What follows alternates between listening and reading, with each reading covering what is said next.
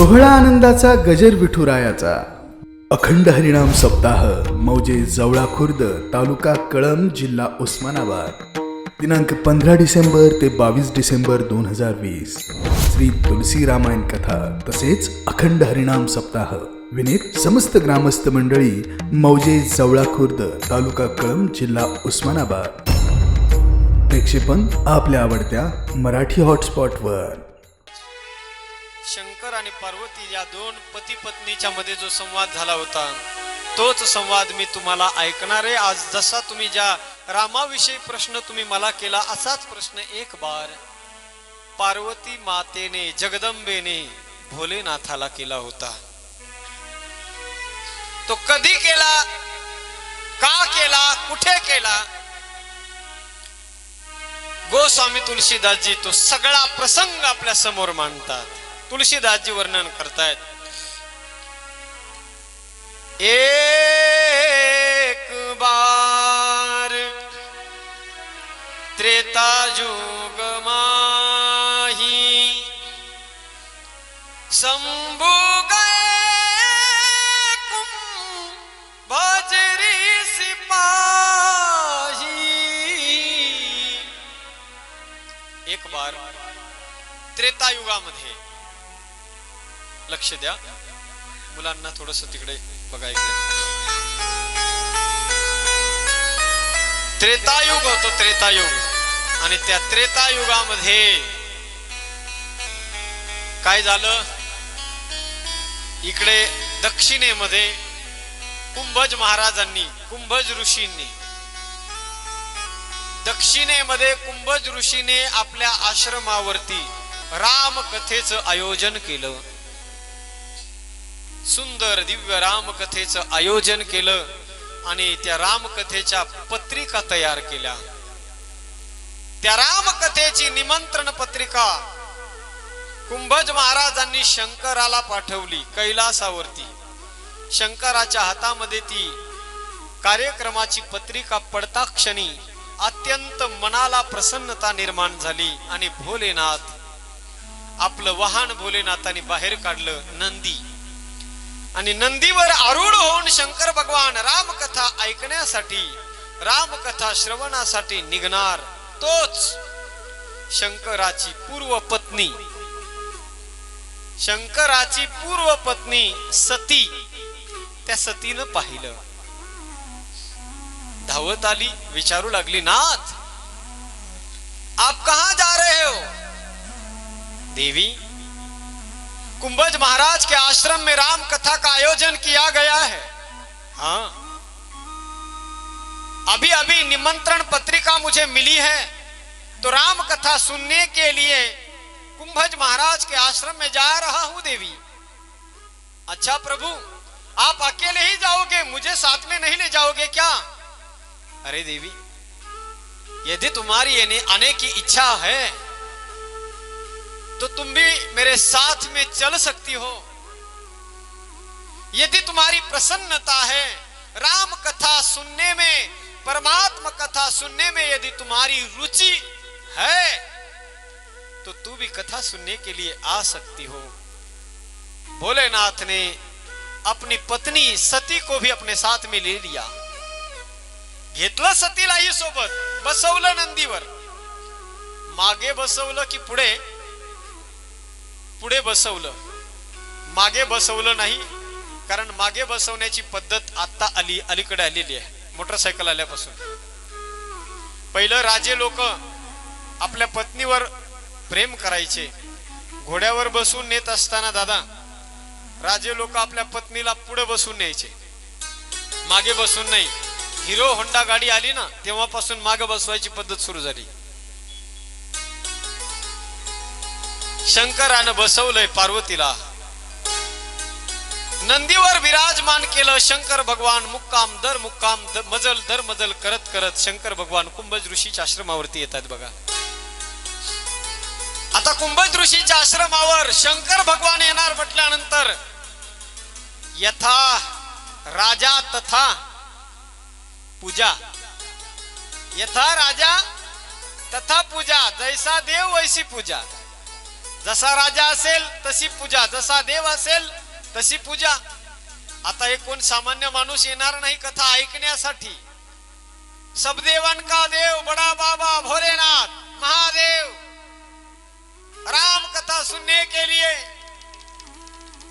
आपने नंदी को साथ में लेकर के, अपने पत्नी को साथ में लेकर के पधार चुके हैं. ये बातमी, ये वार्ता कुंभज महाराज को जैसे ही ये शुभ समाचार प्राप्त हो गया तो दौड़े दौड़े कुंभज महाराज द्वार पर आ गए और आ करके शंकर भगवान के भोलेनाथ के चरणों में प्रणाम कर दिया.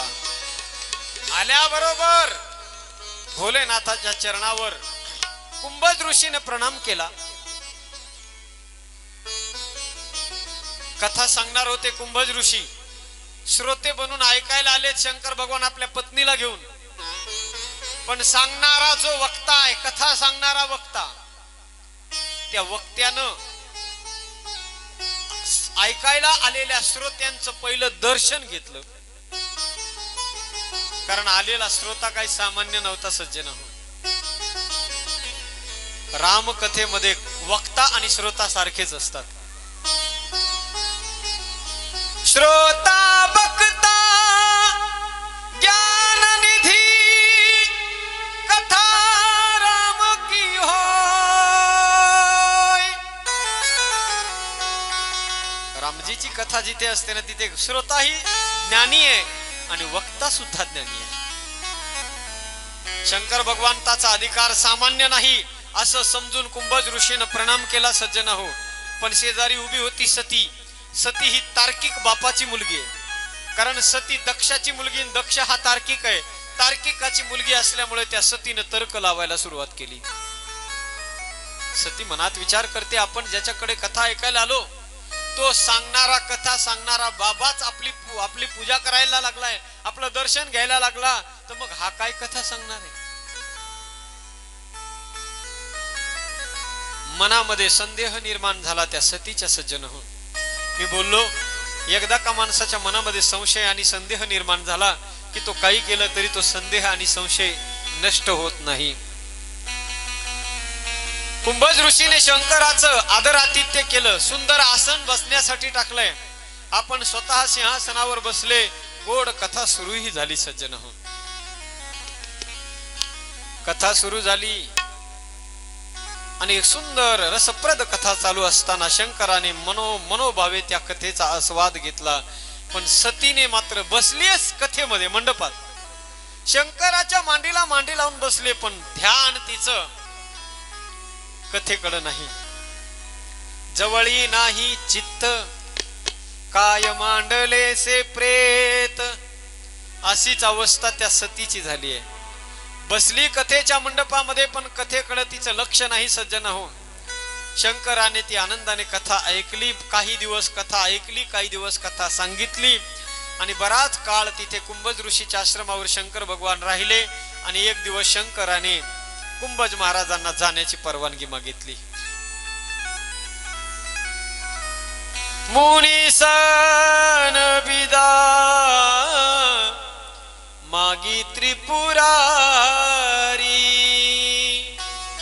शंकराने जाण्याची परवानगी मागितली आणि शंकर भगवान सतीला घेऊन निघणार. तेवढ्यात शंकराने ती कथा, जी कथा ऐकली होती कुंभज ऋषीकडून, कथा ही फुकट ऐकू नये म्हणून भक्तीचं दान शंकराने दिलं. सज्जन हो, तेव्हापासूनची परंपरा आहे. शंकराने सुरुवात केली. सगळ्यात पहिले कथेचे श्रोते सुद्धा शंकर भगवानच आहेत आणि सगळ्यात पहिले कथेचे वक्ते सुद्धा शंकर भगवानच आहेत. शंकराने भक्तीचं दान दिलं. सज्जन हो, कुंभज ऋषीच्या झोळीमध्ये. आणि शंकर भगवान आपल्या पत्नीला सतीला घेऊन निघाले. गोड कथा ऐकली होती बघा. एकतर भाग्य भेटत नाही, आपल्या प्रपंचातल्या कामामधून वेळ मिळत नाही आणि इकडून तिकडून वेळ मिळवून जर वेळ काढून आपण मंडपात येऊन बसलो आणि मंडपात येऊन जर आपण मन लावून कथा नाही ऐकली तर आपल्यापेक्षा अभागी आपणच आहोत. सतीने मंडपात बसलीये, शंकराच्या मांडीला मांडी लावून बसली पण कथा तिनं ऐकलीच नाही. राम कथा होती, गोड कथा होती, दिव्य कथा होती, पण सतीनं त्या कथेकडे डोळे झाक केली. शंकर भगवान शेवटी तिला घेऊन आपल्या आश्रमाच्या दिशेने निघाले. सज्जन हो, मुक्काम दर मुक्काम, मजल दर मजल करत करत शंकर भगवान कैलासाच्या दिशेने निघालेले असताना त्याच वेळेला तुलसीदासजी म्हणतात,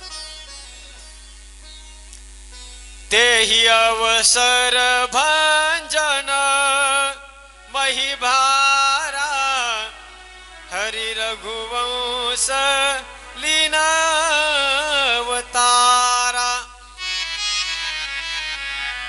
पिता बचन तजी राजू दासी दंडक बन विचरत अविनाशी. त्याच वेळेला, ज्या वेळेला शंकर भगवान सतीला घेऊन कैलासाच्या दिशेने निघाले, त्याच वेळेला तुलसीदासजी वर्णन करता सज्जन हो, तेही अवसर भंजन महिभारा हरि रघुवंश लीनावतारा. पृथ्वीचा भार हलका करण्यासाठी परमात्म्यानं या पृथ्वी तलावर अवतार धारण केला. अयोध्येमध्ये प्रभू प्रगट झाले, हळूहळू मोठे झाले. रामाचा राज्याभिषेक होणार. शेवटी रामाला वनाला जावं लागलं. बापाचं वचन पूर्ण करण्यासाठी तो परमात्मा वनामध्ये निघून गेला. पंचवटीमध्ये राहत असताना रावण येतो. त्या रावणानं जानकी मातेचं अपहरण केलं. त्या जानकी मातेचा शोध घेत घेत तो परमात्मा दंडकारण्यामध्ये झाडांना, लतांना, वेलींना, वृक्षांना, पक्ष्यांना विचारत विचारत सामान्य माणसासारख्या लीला करत तो परमात्मा डोळ्यातून अश्रू ढाळत ढाळत जानकी मातेचा शोध घेतो आहे. डोळ्यातून अश्रूच्या धारा येत आहेत. विभल झालेली त्या परमात्म्याची अवस्था आणि ते रूप, ती अवस्था माझ्या भोलेनाथाने पाहिली. पाहिलं सज्जन हो, भोलेनाथाने परमात्मा झाडांना कवटाळतोय, आलिंगन देतोय. डोळ्यातून अश्रूच्या धारा त्या परमात्म्याच्या डोळ्यातून येत आहेत. सीते सीते म्हणून विलाप करतोय तो परमात्मा. सामान्य माणसाप्रमाणे लीला परमात्मा करतोय. आणि त्याच वेळेला शंकर भगवंताचं लक्ष रामजीकडे गेलं. शंकरानं पाहिलं आणि पाहिल्याबरोबर सज्जन हो, शंकरानं लगेच ओळखलं. राजकुमाराच्या वेशामध्ये. जय हो महाराज जी, ऊपर आइए, आ जाओ आ जाओ आ जाओ. आपल्या गावचं भूषण वैभव आदरणीय ॲडव्होकेट लोमटे महाराज, अत्यंत सरळ स्वभाव, अत्यंत गोड व्यक्तिमत्व. व्यासपीठाच्या वतीनं महाराज आपलं स्वागत आहे.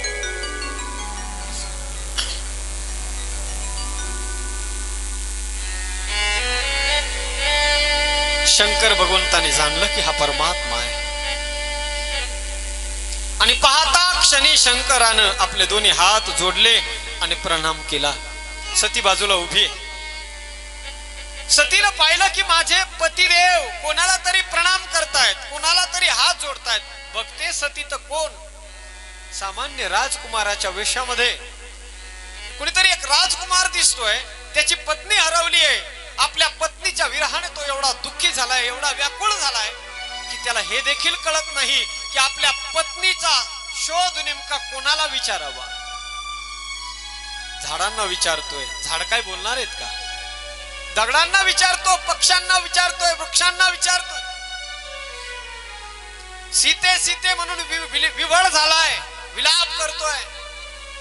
आणि अशा या राजकुमाराला आपल्या पत्नीच्या प्रेमाने, आपल्या पत्नीच्या विरहाने विव्हळ झालेल्या या राजकुमाराकडे पाहून माझा पती, सगळ्या जगाचा मालक असणारा, सब देवन का देव महादेव बड़ा बाबा, आज किसी राजकुमार के सामने अपने हाथ जोड़ रहा है. सतीनं पाहिलं आपल्या पतीकडे. पतिदेव, मालक, हे नाथ, आप ये क्या कर रहे हो? ये तो कोई राजकुमार लग रहा है जो खुद अपने पत्नी के विरह से इतना दुखी है. इसको इतना भी पता नहीं है कि अपने पत्नी का पता किसको पूछना चाहिए. इतना विफल हो चुका है, ये इतना व्याकुल हो चुका है, और आप इसको सच्चिदानंद घन बोल के आप इसको प्रणाम कर रहे हो। क्या ऐसा सच्चित आनंद घन हो सकता है? ये तो कोई राजकुमार लग रहा है। नहीं देवी, ये वही परमात्मा है जो सत है, जो चित है और जो आनंद स्वरूप है। देवी तुला समजणार नाही, हा तोच परमात्मा आहे जो सत्य आहे। हे सर्व जगत मिथ्या आहे, पण हाच परमात्मा सत्य आहे। सत चित आनंद जगाला प्रकाशित करणारा चित स्वरूप आहे, आणि सबंध जगाला आनंद देणारा हाच परमात्मा आहे। सगळं जग ज्याच्यामुळे आनंदी आहे तोच आनंद घन आहे। मी प्रणाम केलाय ना देवी, तुझं सुद्धा कर्तव्य, तू सुद्धा प्रणाम कर। शंकर सतीला सांगतात आपल्या पत्नीला, पण सती ऐकत नाही। एकतर सती ही शंकराची धर्मपत्नी बघा, आणि धर्मपत्नीने कोणाला म्हणावं धर्मपत्नी? आमचं शास्त्र सांगतं त्या धर्मपत्नीची व्याख्या करत असताना शास्त्रानं केली बघा। शास्त्र म्हणतं धर्मपत्नी तिला म्हणावं पतीची या मता आणि अनुसरोनी पतिव्रता। बघा ऐका, जी आपल्या पतीच्या पावलावर पाऊल टाकून चालते ना सज्जन हो, तिला पतिव्रता म्हणावं। पतीच्या जीवनामध्ये सुख असेल तर त्या पतीच्या सुखामध्ये ती इन्व्हॉल्व होते। जर पतीच्या जीवनामध्ये दुःख झालं तर ते पतीचं दुःख नसून आपलं सुद्धा दुःख आहे असं समजून जी वागते, समजावं ती पतिव्रता आहे। आपल्या पतीच्या मताप्रमाणे जी वर्तन करते, आचरण करते, समजावं ती पतिव्रता आहे। आता सती पतिव्रता आहे, पण शंकरानं प्रणाम केल्याबरोबर तिने सुद्धा प्रणाम करावा। तिने तर्क वितर्क करण्याची गरज नव्हती, पण तिचा पिंडच सज्जन हो तार्किक असणाऱ्या दक्षापासून निर्माण झालेला होता। सहज काही काम जर असले, काही माणसं गावामध्ये चांगले काम करायले का, चांगले काम करत असताना काही माणसं विनाकारण जाणीवपूर्वक काही गावामध्ये काही माणसं चांगल्या कामाला अडथळा आडकाठी घालण्याचा प्रयत्न करतात। दादा, कोणतंही गावात कोणतंही चांगलं काम कुठेही व्हायला लागलं की तो समोर जाणार तिथं टांग आडवी घातल्याशिवाय राहत नाही। मग सहज माणसं त्याच्याकडे बघून बोलताना निळूभाऊ असं म्हणतात, याचा डीएनएच खराब आहे, हे की नाही? त्याचा पिंडच तसा आहे, पिंड जसा आपला बनलेला असतो ना तसं माणूस वर्तन करत असतो। ही सती, या सतीचा पिंड बनलेला आहे तार्किक दक्षापासून, म्हणून ती सदैव तर्क करत राहते बघा। वास्तविक आपल्या पतीनं प्रणाम केलाय ना, डोळे झाकून तिने सुद्धा प्रणाम करावा। काय करायच्या चौकशा? बर तरी नाही केला, आता समजून सांगितलं की हाच सच्चिदानंद घन परमात्मा आहे। देवी मी प्रणाम केलाय, तू सुद्धा कर। आता तरी करावा, नाही केला। आपल्या पतीनं सांगून सुद्धा नाही ऐकत ना सज्जन हो। जी स्त्री, जी पत्नी आपल्या पतीचं ऐकत नाही, जर पती धर्म स्वरूप असेल आणि त्या धर्म स्वरूप असणाऱ्या पतीचं जर पत्नीनं नाही ऐकलं तर तिच्या जीवनात सगळ्यात मोठी अधोगती, त्या अधोगतीला तिला सामोरं जावं लागतं बघा। हाच प्रसंग आपण आता पुढे कंटिन्यू करणार आहोत। जी सती, पहिली चूक सतीनं केली, महात्मा कुंभज ऋषी सारखा महात्मा राम कथेचा वक्ता, त्या महात्म्यावरती संशय घेतला, पहिली चूक। दुसरी चूक त्या सतीची आहे, आपल्या पतीने जर प्रणाम केला असेल तर आपणही करायला पाहिजे होता। आपला पती सांगतोय तू सुद्धा प्रणाम कर, तरी तिनं केला नाही।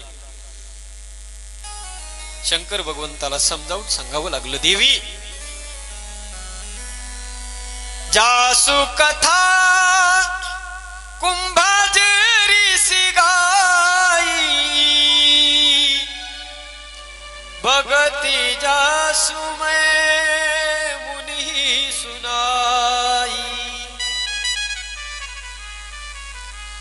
केसाई मम इष्ट देव रघुवीरा, सेवत सदा मुनी धीरा. हे देवी, शंकर म्हणतात देवी, जासु कथा कुंभज ऋषी गाई, भगती जासु मैं मुनी सुनाई. आताच कुंभज ऋषीने ज्या परमात्म्याची कथा गायली ना देवी, त्या कुंभज ऋषीला भक्तीचं दान, ज्या परमात्म्याच्या भक्तीचं दान मी दिलं, तोच परमात्मा हा आहे. केसोई मम इष्ट देव रघुवीरा, सेवत जाई सदा मुनी धीरा. मुनी लोक, साधू लोक ज्या परमात्म्याची सेवा करतात, देवी हा तोच परमात्मा आहे, तू दर्शन कर. शंकर सांगतात, ऐक देवी, हा कोण आहे ज्याला तू राजकुमार समजतेस ना, ज्याला तू सामान्य राजकुमार समजतेस, राजाचा पुत्र समजतेस. देवी हा राजाचा पुत्र नाही, हा जगाचा मालक आहे, विश्वाचा पालक आहे. देवी मुनी लोक, साधू लोक गिरीकंदरामध्ये, हिमालयाच्या कपाटामध्ये बसून ज्या परमात्म्याचं अहोरात्र ध्यान करतात, देवी हा तोच परमात्मा आहे माझा, तू प्रणाम कर. शंकर भगवान सतीला सांगतात तुलसीदासजींच्या शब्दामध्ये, म्हणजे द्यावई कहीने ती निगम पुराण आगम जासू कीर्ती गावई. मुनी लोक ज्या परमात्म्याचं ध्यान करतात तोच परमात्मा आहे, तू प्रणाम कर. पण सती प्रणाम करत नाही. शेवटी तुलसीदासजी म्हणतात, लागन उर उपदेश जदपि कहेऊ शिव बार बहु, बोले बिहासी महेशु हरि माया बलु जाणी जिया. एवढं सांगूनही सतीच्या मनामध्ये उपदेश होत नाही. शेवटी शंकराला म्हणावं लागलं की हे देवी, तुला जसं वाटतं तसं तू कर. मी तुला सांगतोय हा देव आहे, हा परमात्मा आहे, तू याला प्रणाम कर. तुला जर प्रणाम करावा वाटत नसेल, मी सांगूनही जर तुला हा राजकुमारच दिसत असेल, तर एक काम कर, तू स्वतः जाऊन बघ, परीक्षा घे, हा राजकुमार आहे की परमात्मा आहे हे तुझ्या लक्षात येईल. जो तुमरे मन अति संदेहू, तो की न जाई परिचालेऊ. जो तुमरे मन अति संदेहू, तो की न जाई परिचालेहू. जो तुमरे मन अति संदेहू, जो तुमरे मन अति संदेहू, तो की न जाई परिचालेहू. जो तुमरे मन अति संदेहू, तो की न जाई परिचालेहू. तो की न जाई परिचालेहू. तो की न जाई परिचालेहू. जो तुम्हारे मन अति संदेहू, तो किन जाई परिचालेहू. हे देवी, तू परीक्षा घेण्यासाठी जा, मी इथे तुझी वाट बघत बसतो, असं म्हणून शंकर भगवान सतीला परीक्षा घेण्यासाठी, देवाची परमात्म्याची परीक्षा घेण्यासाठी पाठवतात. सती परीक्षा घेण्यासाठी निघाली. सज्जन हो, जो परमात्मा सर्व जगाची परीक्षा घेतो ना, त्या परमात्म्याची परीक्षा घेण्यासाठी आज सती निघाली. जाता जाता त्या सतीनं सीतेचा वेश धारण केला, कारण रामजी सीतेचा शोध घेत फिरतायत. रामजी माझ्याकडे पाहून जर मला म्हणाले की अरे सीते, की केव्हापासून मी तुझा शोध घेतो आहे, तू कुठे होती, असं जर मला परमात्म्यानं विचारलं, तर मी समजेल की देवानं मला ओळखलंच नाही. हा कोणीतरी सामान्य दिसतोय. जर त्याने मला ओळखलं तर मग समजेल की मी हा तो देव आहे, हा परमात्मा आहे म्हणून. सती निघाली. सज्जन हो, इकडे शंकर भगवान वडाच्या झाडाखाली बसलेत, मनात विचार करतात, कधीही माझा शब्द न डावलणारी सती पण आज मात्र माझ्या शब्दाकडे ती कानाडोळा करते. मी एवढं सांगूनही सतीला समजलं नाही. आता ज्या अर्थी इतकं सांगूनही समजलं नाही, ऐकत नाही ती सती. समजावं आता ही ईश्वराची इच्छा. आता सती जाणे आणि त्या सतीचं नशीब जाणे. शेवटी शंकर भगवान वडाच्या झाडाखाली बसून म्हणतात, आता जे होईल ते ईश्वराची इच्छा. होई सोई जो राम रची राखा,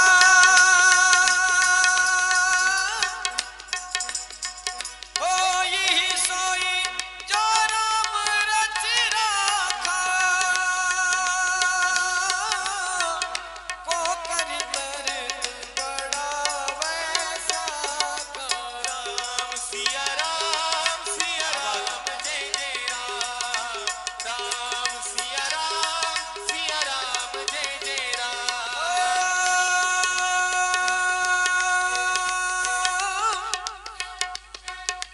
होस कहीं लगे जपन हरिनामा,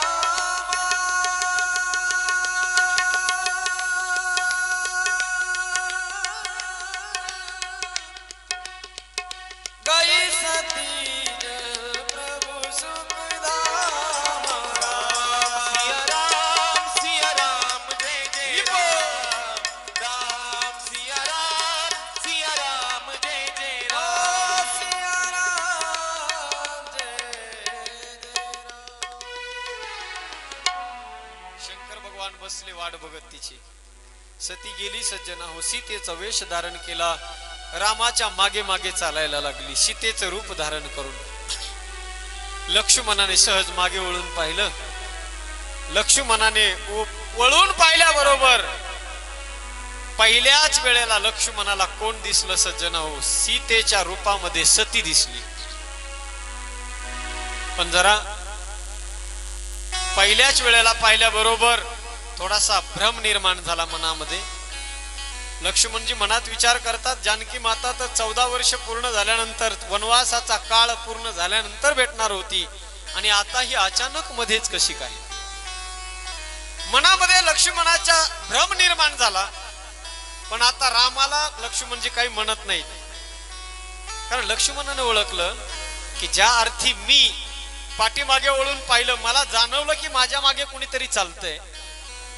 मी मागे वळून पाहिलं, पण माझे प्रभू मागे वळून पाहणार नाहीत, कारण ते मर्यादा पुरुषोत्तम आहे. ते मागे वळून पाहू शकणार नाहीत. पुढे जर चालले तर खाली बघूनच चालणार, मागे वळून. आणि ज्या अर्थी मला समजलं मी एक सेवक आहे, मी दास आहे परमात्म्याचा. एका दासाला जर समजलं की माझ्या मागे कोणीतरी येतंय, मग ते परमात्म्याला कळालं नसेल का? चिट्टी के पैरों में घुंघरू बाजे, वो भी अल्लाह सुनता है. बाकी होकर बाक पुकारे, वो क्या साहिब बहिरा है. त्याला काय माहित नसेल का कोण कुठे चाललंय? हो, मुंगीच्या पायामध्ये जर घुंगरू बांधलं ती मुंगी नाचायला लागली, मुंगीच्या पायातलं घुंगरू ते वाजलं तर त्या वाजलेल्या एवढ्या सूक्ष्म छोट्याशा घुंगराचा आवाज ज्याच्या कानापर्यंत जातो, मग त्याला समजणार नाही का आपल्या मागे कोण चाललंय. पण ज्या अर्थी तो परमात्माच मागे पाहत नाही, तर मलाही मागे बघण्याचा अधिकार नाही. रामाच्या पावलावर पाऊल टाकून चालणं एवढंच माझा धर्म आहे, असं समजून लक्ष्मणजी निघाले. सतीच्या सतीकडे मागे वळून बघायला रामजी तयार नाहीत. सतीनं सीतेचा वेश रूप धारण केलाय, पण मागे रामजी वळून पाहत नाहीत. डाव फेल गेला. पुन्हा दुसरी चाल तिने खेळायला सुरुवात केली. सती पुन्हा दुसऱ्या वेळेला समोरून येते डायरेक्ट. एखाद्या वेळेला एखाद्या माणसाला जर टाळायचं असेल आपल्याला, तर खाली बघून चालू शकतो आपण. खाली बघून जर चाललो तर तो माणूस आपण बघून न बघितल्यासारखा आपण करू शकतो, आजूबाजूला जर एखादा माणूस असेल तर. पण एखादी व्यक्ती जर आपल्या अगदी समोरूनच येत असेल आपल्याकडे, तर त्याला टाळता येणं शक्य. जशी सती समोरून आली बघा, आणि आल्याबरोबर रामजीनं त्या सतीकडे पाहिलं. पाहता क्षणी सती कोणाच्या वेशात आहे दादा? सीतेच्या वेशात आहे. पाहिल्याबरोबर तर प्रणाम केला, हात जोडले. तुलसीदासजी वर्णन करतायत, जोरी पानी प्रभु कीन प्रणाम, जोरी पानी प्रभु किन्ह प्रणाम. रामजीने हात जोडले सज्जन, सतीकडे पाहून हात जोडले. आता तरी सतीनं ओळखायला पाहिजे होतं की रामाने मला ओळखलंय म्हणून. पण सती पुन्हा पुढे पुढे चालत राहते. भैया दादा, टेस्टरनी ऑपरेटिंग नसते, हाताने करावे लागते. टेस्टरनी तो बटन फिरवतोय, 1 घंटा लागेल ना तुला वेको कमी करायला. व्यवस्थित कर, पुन्हा सांगण्याची वेळ येऊ देऊ नको.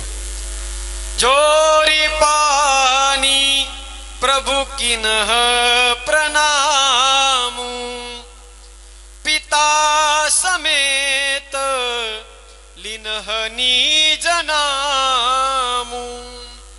रामानं जानकी त्या सीतेकडे पाहिलं, सीतेच्या रूपामध्ये आलेल्या त्या सतीकडे रामानं पाहिलं, हात जोडले आणि प्रणाम केला. तरीही सती मानायला तयार नाही की रामाने मला ओळखलं म्हणून. शेवटी रामजीला म्हणावं लागलं, कहे बहोरी कहा वृष के तू, बिपिन केली पिरही कही है तू. कहे बहोरी कहा वृष के तू, बिपिन केली पिरही केही है तू. हे माते, माझे भोले बाबा कुठे? आणि या घनदाट अरण्यामध्ये जंगलामध्ये तू एकटीच काय करतेस? असं ज्या वेळेला रामजी बोलले तेव्हा तिच्या लक्षात आलं रामाने मला ओळखलंय. हात जोडले होते रामाने तिच्याकडे पाहून, तेव्हा तिला समजायला पाहिजे होतं की रामाने मला ओळखलंय. पण तरीही ती बाजूला झाली नाही, पुन्हा पुढे आली. शेवटी म्हणावं लागलं, वृक्ष केतू शंकर भगवान माझे भोलेनाथ कुठे आहे? हे माँ, हे मैया जगदम्बा, मेरे बाबा भोले बाबा को अकेले छोड़कर के तू कहां घूम रही है इस घने जंगल में? शंकराचं नाव घेतल्याबरोबर सतीच्या लक्षात आलं की आता मात्र मला रामजीनं ओळखलं. आणि मग ताबडतोब त्या सतीनं काय केलं सज्जन, आपलं तोंड फिरवलं, रामाकडे पाठ केली. तोंड फिरवल्याबरोबर समोर पुन्हा पाहिलं तर समोरून बी रामजी दिसायला लागले तिला. ज्या ज्या दिशेला तोंड फिरवेल त्या त्या दिशेला सती सज्जना हो, ज्या ज्या दिशेला तोंड फिरवेल त्या त्या दिशेला त्या सतीला रामाचं रूप दिसायला लागलं. हैराण झाली, खाली बसली. खाली बसली सती, डोळे बंद केले तर आपल्या अंतःकरणामध्ये परमात्म्याची झाकी तिला दिसायला लागली. हैराण झाली सती, शेवटी डोळे झाकून तशीच बसली. थोड्या वेळानं उठून पाहते, डोळे उघडले आणि पाहते तर ना राम आहे, ना लक्ष्मण, ना जानकी, कोणीच नाहीये. एकटीच त्या जंगलामध्ये, घनदाट जंगलामध्ये ती सती आहे. गेली होती रामाची परीक्षा घेण्यासाठी, पण रामानंच तिची परीक्षा घेतली. सती हैराण झाली सज्जना हो. शेवटी ज्या ठिकाणी शंकर भगवान होते तिथे ती आली. आल्याबरोबर शंकरानं विचारलं, देवी परीक्षा घेतली? म्हणली, नाही नाथ, तुम्ही जसा प्रणाम केला, तुम्ही इथून प्रणाम केला, मी सुद्धा तसाच प्रणाम केला, पण तिथे जाऊन प्रणाम केला. खोटं बोलली. सती म्हणते, कछुन परीक्षा लीनी गोसाई, किन्ह प्रणामू तुम्हारे ही नाही. त्याच वेळेला शंकरानं मनोमन डोळे बंद केले. सगळा चित्रपट शंकराच्या डोळ्यासमोर उभा राहिला. ही सती सीतेचं रूप धारण करून गेली होती आणि शंकर भगवान सीतेला माता मानतात सज्जन. ही आपली पत्नी असं असणारी सती, जिला मी माता म्हणतो, त्या सीतेचं रूप धारण करून गेली. माझ्या पत्नीनं आज माझ्या मातेचं, आईचं रूप धारण केलं. खूप वाईट गोष्ट झाली, खूप मोठी चूक आज सतीच्या हातून घडली. कारण शंकर भगवान रामाला आपले पिता मानतायत. शंकर भगवान रामाला पिता मानतात, सीतेला शंकर भगवान आपली माता मानतात. रामजी शंकराला आपले पिता म्हणतात आणि सतीला पार्वतीला आपली माता म्हणतात. तो हे मोहे नाते अनेक. शंकराचे आणि रामाचे अनेक नाते सज्जन हो.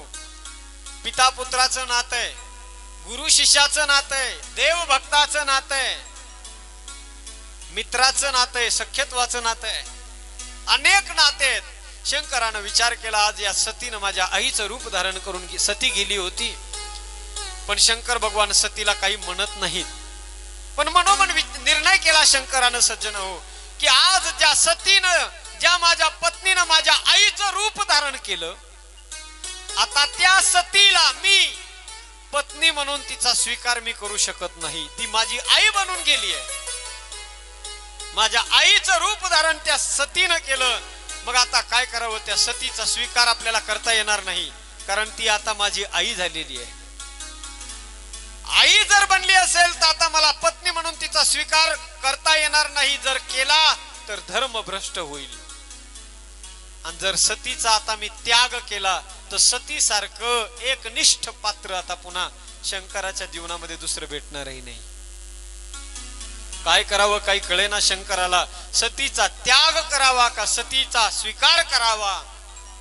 द्विधा मनस्थितीमध्ये शंकर भगवान आहेत. आणि त्याच वेळेला सज्जन हो, शंकर भगवान त्या सतीला घेऊन कैलाशाच्या दिशेने जात असताना मनोमन शंकराने घोषणा केली, यही तन सती भेट मोही नाही,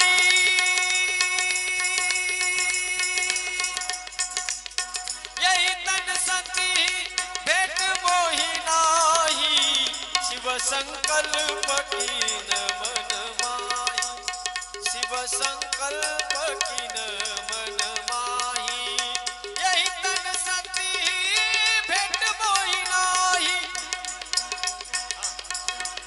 यही तन संगीत भीती मोही नाही, शिव संकल्प कीन मन माही. राम सिया राम जय जय राम, राम सिया राम जय जय राम, राम सिया राम जय जय राम. शंकरानं घोषणा केली की आजपासून या सतीची आणि माझं आणि सतीचं पती पत्नीत्वाचं नातं आजपासून पूर्णपणे समाप्त झालं, संपन्न झालं. शंकरानं घोषणा केल्याबरोबर आकाशातून देवता लोकांनी पुष्पाचा वर्षाव केला. धन्य हो भोलेनाथ, धन्य हो, आप जैसा कोई परम प्रतापी ही ऐसी प्रतिज्ञा कर सकता है. शंकराच्या अंगावर देवता लोकांनी पुष्पाचा वर्षाव केला. सती विचारते, नाथ ये देवता लोग आपके मस्तिष्क के ऊपर पुष्पों का बौछार क्यों कर रहे हैं? शंकर भगवान म्हणतात, जाऊ दे देवी, त्यांना काही काम नाहीये. इतिहास पुराणाच्या गोष्टी सांगत सांगत शंकर भगवान सतीला घेऊन कैलासावर जातात. पण सतीने ओळखलं, शंकरानं माझा त्याग केलाय म्हणून सतीने ओळखलं सज्जन हो. आतापर्यंत सतीला जवळ घेऊन शंकर चालत होते, आता मात्र सतीपासून अंतर ठेवून शंकर चालतायत. शारीरिक अंतर झालंय, मानसिक अंतर निर्माण झालंय, मानसिक दूरी निर्माण झालीये, भावनेची दूरी निर्माण झाली. सतीनं ओळखलं सज्जन हो, पण उद्विग्न झाली सती. आपल्याकडून चूक झाली हे सतीच्या लक्षातही आलं, पण आता काय उपयोग सज्जन हो. चिडिया चुक गई खेत. वेळ निघून गेल्यानंतर उपयोग होत नसतो. शम्मा बुझ गई तो मैफिल में रंग आया, शम्मा बुझ गई तो मैफिल में रंग आया, और जीवन बीत गया तो जीने का ढंग आया. एका वर्षा पुनी कृषी सुखाने समय चुके पुनी का पछताने. पावसाची वाट पाहून पाहून पीक जमिनीमध्ये जळून भस्म झालं आणि मग मुसळधार पाऊस झाला. आता उपयोग आहे का त्या पावसाचा? काही. उशिरा सुचलेलं शहाणपण सुद्धा तसंच आहे. वेळीच माणसानं सावध व्हावं. वेळ निघून गेल्यानंतर उपयोग नाही. बूंद से गई होत से नहीं आती. ऍडव्होकेट साहेब, मन पडलेली आपल्या व्यवहारामध्ये बूंद से गई होत से नहीं आती. मला वाटतं तुम्ही सांगितलं होतं का काय करू? गोड उदाहरण आहे ते बिरबलाचं बादशहाचं. हा, बूंद से गई होत से नहीं आती. वेळ निघून गेल्यानंतर उपयोग नाही सज्जन आहोत. लवकर सावध व्हावं. सती सावध झाली पण आता उशीर झालेला आहे. सतीला कळालं माझ्या हातून खूप मोठी चूक झालीये. मनस्ताप व्हायला लागला. शंकर भगवान सतीच्या मनाला झालेलं दुःख कमी व्हावं यासाठी तिला कथा सांगू लागली. पण ज्याचं मन सज्जन हो, ज्याचं लक्ष एकरूप झालेलं नाही ना, अशा व्यक्तीला शंकराने नाही कुणी जरी कथा सांगितली ना तर त्याचा काहीच उपयोग नाही. चित्ताचं कनेक्शन त्या कथेशी एकरूप झालं पाहिजे. शंकर कथा सांगतायत पण तेवढ्यात काय झालं? आकाशामध्ये सज्जन हो त्या सतीच्या बापाने शंकराचा अपमान करण्यासाठी म्हणून एका मोठ्या यज्ञाचं आयोजन केलं. सर्व देवता लोकांना बोलवलं पण शंकराला बोलवलं नाही. शंकराला निमंत्रण न दिल्यामुळे सगळे देवता लोक त्या यज्ञाच्या दिशेने स्वर्गाकडे निघाले. सतीचा बाप असणारा दक्ष, त्या दक्षाला प्रजापती पद मिळालं.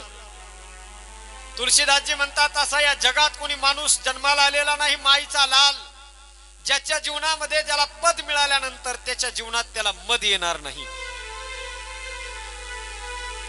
कारण पद आणि मद या दोन गोष्टी फार जवळच्या आहेत. मी मागे पण बोलून गेलो. पद प्राप्त झालं, प्रतिष्ठा मिळाली, मोठेपणा मिळाला की माणूस सज्जन हो टाचा वर करून चालायला लागतो. त्याचे पाय जमिनीवर टेकतच नाहीत. 5 वर्षानंतर लोकांनी मिळून आदळलं एकदा की पुन्हा त्याचे पाय जमिनीवर येतात. पद प्राप्त झालं.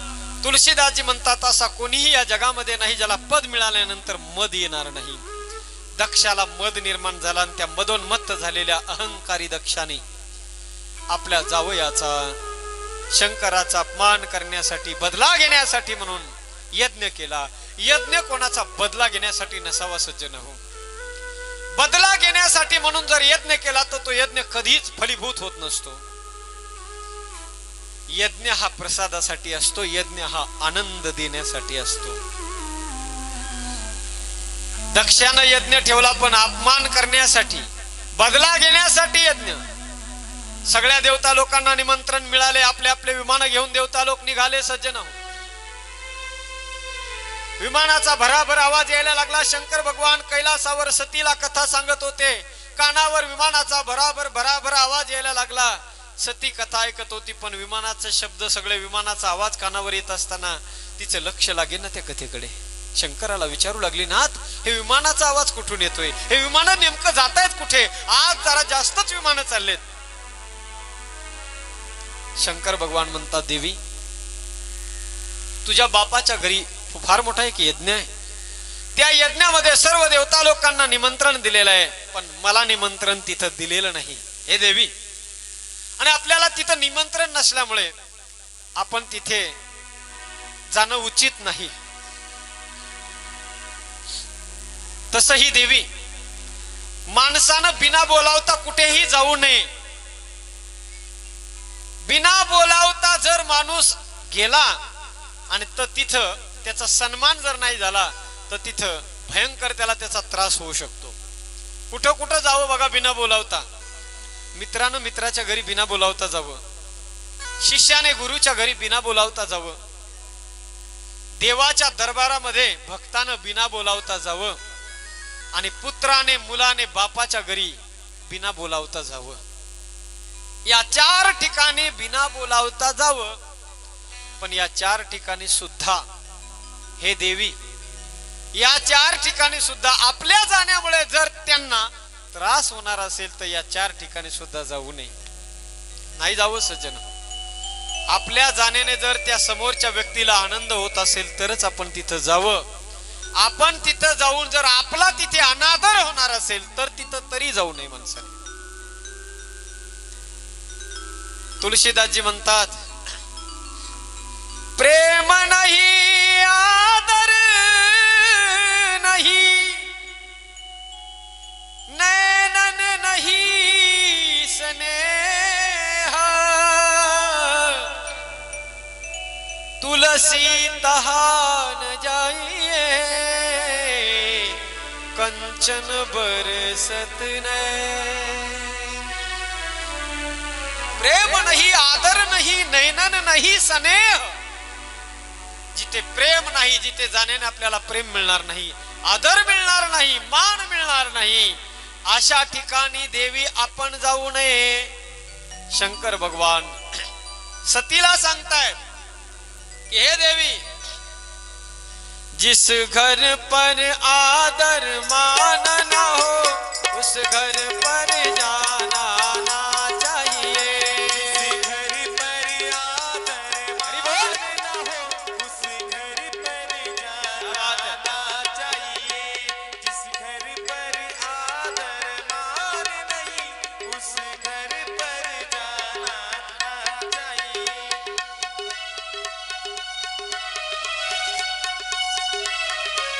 क्या बात है? विभो! क्या बात है?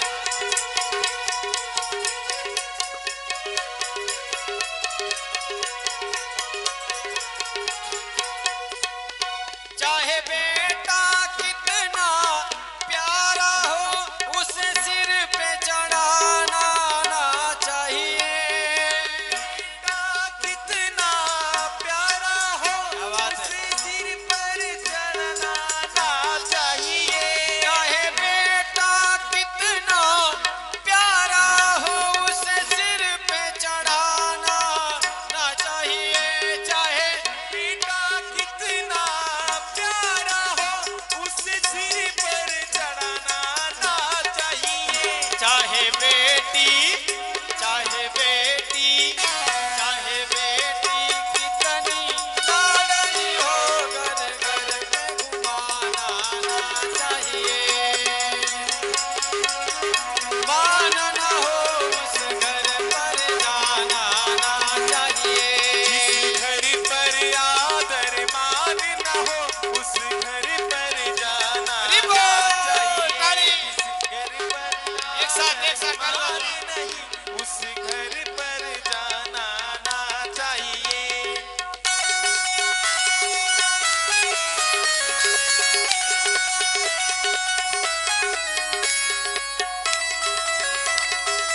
क्या बात है? हरि बोल! क्या बात है गोविंदराव? वाह!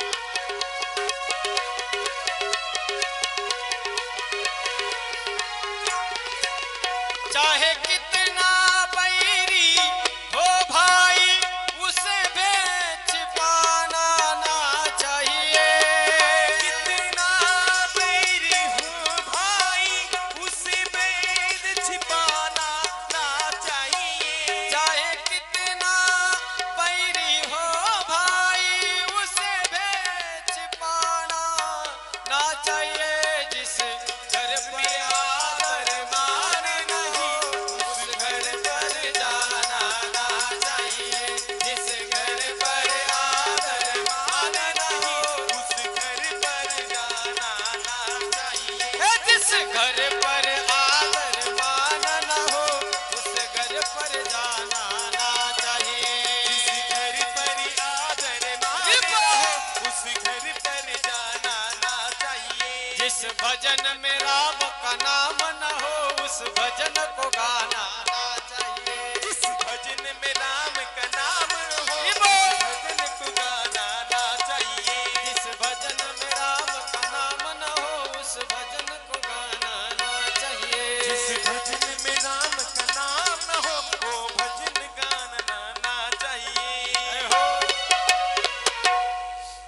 सोहळा आनंदाचा गजर विठुरायाचा अखंड हरिनाम सप्ताह मौजे जवळा खुर्द तालुका कळंब जिल्हा उस्मानाबाद दिनांक 15 डिसेंबर ते 22 डिसेंबर 2020 श्री तुलसी रामायण कथा तसेच अखंड हरिनाम सप्ताह विनीत समस्त ग्रामस्थ मंडळी मौजे जवळा खुर्द तालुका कळंब जिल्हा उस्मानाबाद.